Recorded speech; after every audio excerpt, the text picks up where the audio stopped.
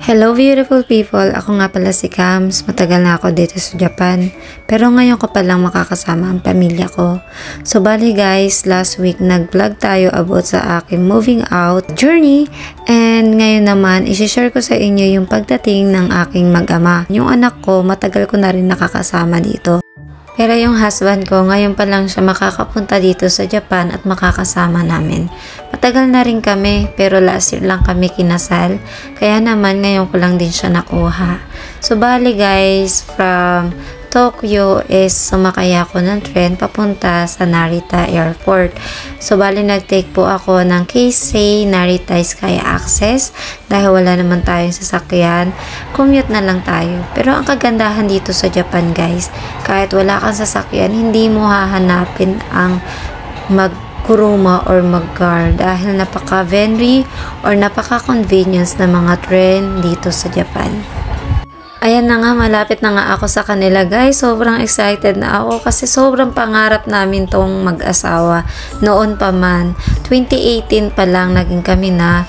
And ngayon ko pa lang siya makakasama dito sa Japan. Kaya naman thank you Lord talaga sa blessings and chance na ibinigay na ito. Kaya ito guys, so excited na talaga. At ayan, bababa na tayo dito sa Narita Terminal 2. Pagkababa ko nga is dali-dali na nga ako nagpunta doon sa location nila. So excited na talaga makita sila. At ito na nga guys.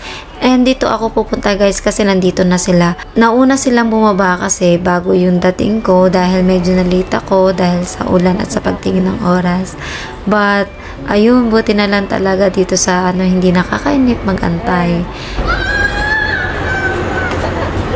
Baby ko, mama chup-chup. Mama laki na na. Ang laki mo na. Hindi ano ko. Ang daming dala.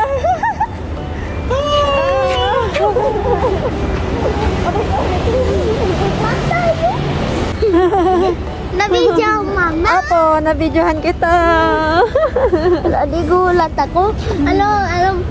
Tinang ko sana doon ka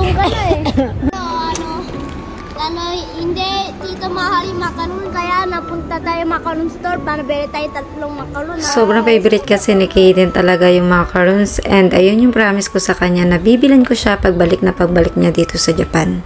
At ito yung mga bagahe na dala-dala ni Dennis. Kasama na dyan yung mga gamit ko sa Pilipinas dahil yung bumalik ako dito sa Japan, sobrang konti lang ng mga dala ko dahil akala ko is babalik pa ako sa Pilipinas.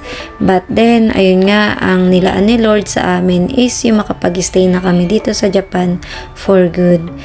At dumiretso na nga kami dito sa information dahil magtatanong kami kung saan dito yung may Yamato dahil may mga ipapadala kami from Narita to bahay at meron din kami dala-dala na mga gamit ni JP para sa mga t-shirt ng mga vloggers dito sa Japan. So ipapadala na namin yun directly sa address niya. At yes, totoo guys, kung kayo ay nasa Japan at uuwi ng Japan, kung marami kayong bagahe, pwede nyong ipadala directly yun sa bahay ninyo using Yamato service. So ayan guys, after namin magpadala ng mga gamit, is pumunta na kami sa convenience store para bumili ng mga makakain dahil super late na rin. Around 9 PM na dito sa Japan nung time na yan at wala na talagang makakainan. Kaya nag-convenience store na lang kami and ayan, sobrang sulit din and nansasarap din kasi ng mga food talaga sa convenience store dito sa Japan.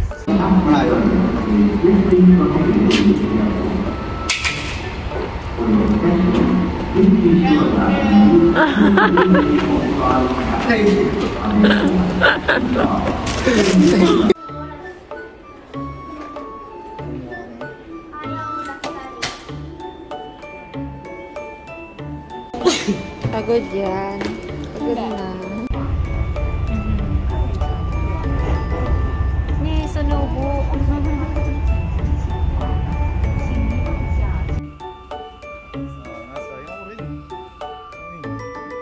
Hanggang dito na lang guys. Thank you so much for watching. Sa susunod ulit. Babu! Up next, family life in Japan.